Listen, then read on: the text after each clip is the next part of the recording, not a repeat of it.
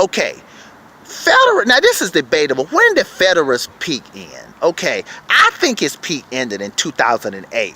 Some people may say it was between 2008 and 2010. But let's just say, okay, let's just say it ended 2010. So everything that happened to Federer after that, that's just extra stuff. His losses, because see, that's what most people do. Most athletes, not just tennis players, most athletes retire when their peak is done. So they won't get embarrassed, so they won't lose against the new players, so they won't be embarrassed by the new level. But to Federer's credit, Federer kept playing. Federer could have easily retired at, 14 majors. He could have easily retired and say, you know what, I don't want to be losing against Nadal and the Djokovic. But Federer, what he did was, he took the criticism from fans, from media. He kept playing, winning majors here and there. And that's why he got 19. So my point is that things that happen after the peak, that's just extra.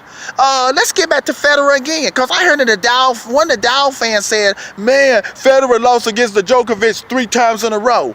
That's okay. But look at Federer now. He got 19. He could have retired. He could have not even played the Djokovic. Federer could have retired in 2010 or 2012. But what he did was, he expanded his post-peak era and ended up with 19. So that's see I look at that as a greatness thing. Some people look at that as negative. Well, he lost in a lot of finals. Which is that bad to lose in finals? But no, Federer as an older guy, yes, he lost against the Djokovic 3 times, but hey, he was pretty well the second best player in the world then, and it paid off. He hung around, and look at him now. He's on the verge of winning his 20th major. So let me get back to the point and close this video out. People need to understand. So you have the pre-peak, which is, before you peak. You have the peak, which is the most important. That's what we really measure your greatness on. What did you do during your peak? Who do you lose against during your peak? Were you able to sustain the #1 spot during your peak?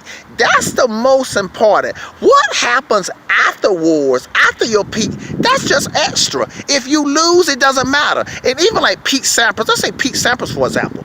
When Pete Sampras' peak was over, you know what Pete Sampras did? He stopped trying to compete for #1. He just tried to play in some tournaments, rest his body, and he just tried to win 1 or 2 majors, and then he retired.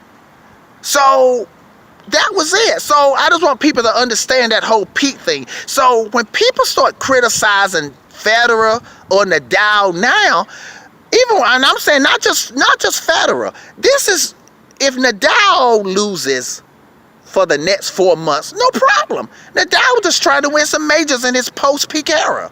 And same thing with Federer. So when I hear Nadal fans criticizing Federer, he lost, he hasn't won in the last 7 years. Hey people, this is just extra.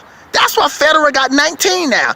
He just hung around and see if he could get a major here and there to increase his trophy case. But what you look at a guy's peak. How was he in that peak era? Not in his post-peak era. Okay? All right, people. Magic Man, I hope you guys understood that. Those are the things that I really like to explain here. Okay, people, Magic Man, tennis pastor, preacher, pastor, signing off. Have a nice day.